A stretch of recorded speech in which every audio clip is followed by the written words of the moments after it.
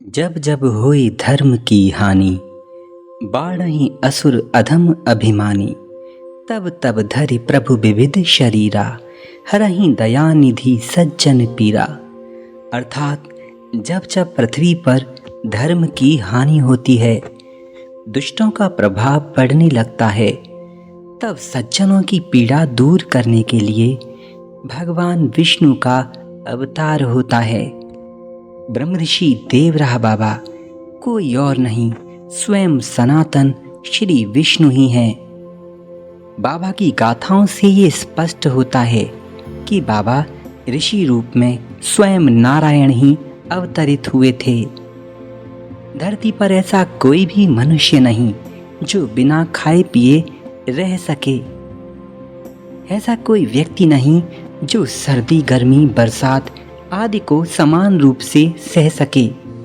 ऐसा कोई भी व्यक्ति नहीं जो जंगली जानवरों के बीच में उनके परिवार की तरह उनके साथ रह करके उनके दुखों को दूर करे। उनकी भाषा ही नहीं, यहाँ तक कि उनको उनकी आवश्यकता की पूर्ति भी अपनी शक्ति से करे।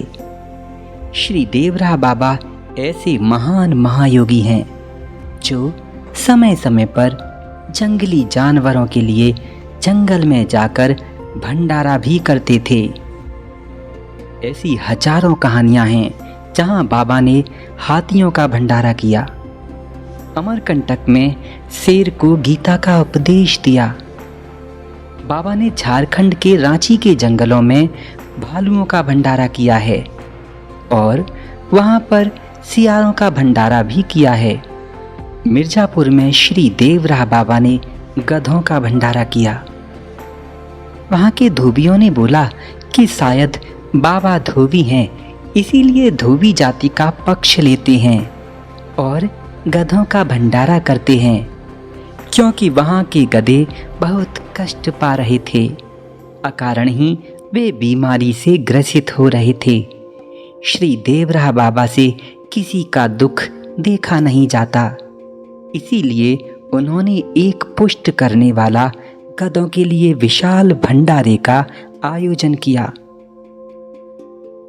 वहां के धोबियों की इस बात को सुनकर बाबा ने सहर्ष हंस कर कहा, हाँ बच्चा, मैं भी धोबी हूँ। मैं भवसागर का निषाद हूँ। तुम्हारे पाप रूपी मैल को धोते धोते मेरी कमर भी झुक गई। भला ऐसा कोई कर्तव्य परायण धोबी कहीं दूसरा मिलेगा? श्री देवराह बाबा मगरमच्छों का भंडारा करते थे। श्री देवराह बाबा हरिद्वार में बंदरों का भंडारा करते थे। एक बार गुजरात के एक भक्त ने आकर बाबा से गौशाला खोलने के लिए प्रार्थना की। बाबा ने कहा, बच्चा, गौशाला तो बहुत हैं, तू कुत्ताशाला बना। तुम्हारे क्षेत्र के कुत्ते बहुत कष्ट पा रहे हैं, इसीलिए तू वहां पर एक कुत्ताशाला खोल और वहां के आवारा और दुखी कुत्तों को पालने की व्यवस्था कर। इससे तुम महान पुण्य के भागी बनोगे। उस व्यक्ति ने गुजरात में जाकर एक बड़ी कुत्ताशाला का संचालन किया और बहुत सारे कुत्तों को वहां पर आश्रय दिया। वहां के कुत्ते अब शांति पूर्वक रह रहे थे। अब जरा सोचिए, इतना सारा करने वाले श्री देवराह बाबा स्वयं कभी कुछ खाते नहीं थे। सबको सुखी करने वाले बाबा स्वयं दुखों को अपने ऊपर हंसकर झेलते थे। बड़ी से बड़ी बरसात, कड़ी से कड़ी सर्दी भी उनको छू नहीं पाती थी। अवधरदानी महादेव की तरह बाबा अपनी मचान पर बिना वस्त्रों के ही बैठे रहते।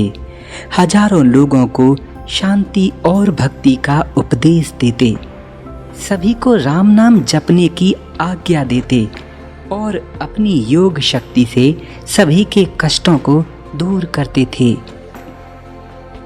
अपने पिछले कई वीडियोस में मैंने बाबा की लीलाओं को आपके सन्मुख कहा है।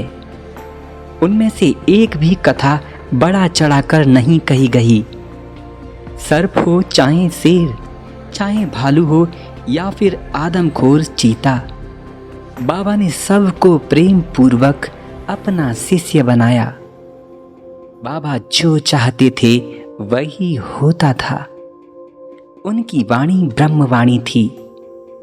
भयंकर अकाल पड़ने पर बाबा की एक आज्ञा से ही उस सूखे क्षेत्र में बरसात होने लगती थी। इतने महान तपस्वी श्री देवरा बाबा भगवान के सिवा और कौन हो सकते हैं। मनुष्यों में सामान्यतः आहार, निद्रा, भय और काम देखा जाता है, लेकिन बाबा कभी कुछ आहार नहीं करते थे। बाबा कभी सोते नहीं थे। पवित्र नदियों के किनारे रहने वाले बाबा हमेशा निराहार रहते। बाबा त्रिकाल संध्या और जल के अंदर घंटों तक समाधिस्थ रहा करते थे। योग में इतनी कुशलता भला किसकी होगी। वे तो साक्षात महादेव ही थे। एक छोटे से मचान पर रहकर भी बाबा कभी उकताते नहीं थे। सिर्फ 6 हाथ का मचान और पूरी दुनिया उनकी मुट्ठी में थी। उनकी उम्र इतनी अधिक कि भारत की आज़ादी से पहले स्वतंत्रता संग्राम का संचालन और नियंत्रण बाबा की देखरेख में ही ये महान देशभक्त करते थे। सुभाष चंद्र बोस, चंद्रशेखर आजाद और ऐसे कई महान क्रांतिकारी बाबा के पास आकर के बाबा से मार्गदर्शन लेते थे। कहा जाता है कि बाल गंगाधर तिलक ने भी बाबा के दर्शन किए थे और प्रयागराज में गंगा जी के किनारे कई बार उन्होंने अपनी रणनीतियां बाबा से पूछ कर ही बनाई। सनातन धर्म को एक विश्वास की ज्योति दिखाने वाले ये महान महामुनि स्वयं भगवान के अलावा कोई और नहीं।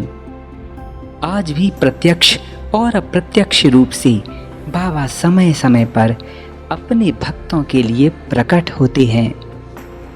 बाबा ने चलते समय ये बात श्री बड़े सरकार जी से कही थी, अच्छा बच्चा चलता हूँ, अब जाना है कैलाश मुझे, रहकर दूर भी पास रहूँगा, देता हूँ आशीष तुझे। बाबा ने यह भी कहा था, बच्चा तुम जब जब पुकारोगे मैं तुम्हारे सन्मुख आ जाऊँगा। मेरा भक्त चाहे संसार के किसी भी कोने में रहकर भगवान का स्मरण करेगा, मुझको पुकारेगा, उस तक मदद अवश्य पहुंच जाएगी। अब रही बात कि बाबा के प्रचार की। इतिहास के पन्नों में बाबा का नाम हमें दिखाई क्यों नहीं देता? तो इसका कारण बाबा की इच्छा ही है। श्री देवरा बाबा हमेशा निर्जन प्रदेशों में रहा करते थे। भीड़ भाड़ से दूर, शहर से बहुत दूर जंगल में नदियों के दूसरी पार बाबा शांति से रहकर अपनी तपस्या में ही लीन रहा करते थे। और जो भी भक्त, जो भी क्रांतिकारी या राष्ट्र के बड़े नेता उनके पास आते थे, बाबा उनसे प्रचार की मना करते थे। ऐसे कई मौके आए जब बड़े बड़े वैज्ञानिक बाबा की दैनिक दिनचर्या को देखकर हतप्रद रह गए। डॉक्टर WC डामर ने स्वयं अपनी जीवनी में कहा था, मैं पहली बार इतने महान महामानव से मिला हूँ। मैं प्रभावित हूँ श्री देवरा बाबा से मिलकर, इतना प्रभावित कि उन्होंने शाकाहार को अपना लिया। सरदार बूटा सिंह बाबा के ऐसे भक्त थे जो भारत सरकार के गृह मंत्री भी रहे हैं। बाबा को साक्षात परम ब्रह्म मानते थे और कहते कि अगर बाबा की ज्योति के लिए मेरी खाल का चमड़ा भी काम में आ जाए तो मैं प्रेम पूर्वक दे दूंगा। इंग्लैंड के राजा जॉर्ज पंचम जब भारत में बाबा से दर्शन करने के लिए आए थे तो बाबा के इतने योग स्वरूप और शक्ति संपन्न योग ऐश्वर्य को देख करके बहुत प्रभावित हुए और बाबा की एक प्रतिलिपि एक चित्रकार से बनवाकर लंदन वापस ले गए। श्री जॉर्ज पंचम का बड़ा भाई, उनके परिवार के कई लोग बाबा से मिलकर आश्चर्यचकित रह गए थे। ऐसी कोई विद्या न थी जो श्री देवरा बाबा के पास न थी, फिर भी उन्होंने अत्यंत साधारण जीवन ही जिया। दूसरों के कष्ट दूर करने में ही बाबा प्रयासरत रहते थे। किसी गरीब और दीन दुखी को देखकर बाबा अत्यंत द्रवित हो जाते थे और तत्काल ही उनके कष्ट को दूर करते थे।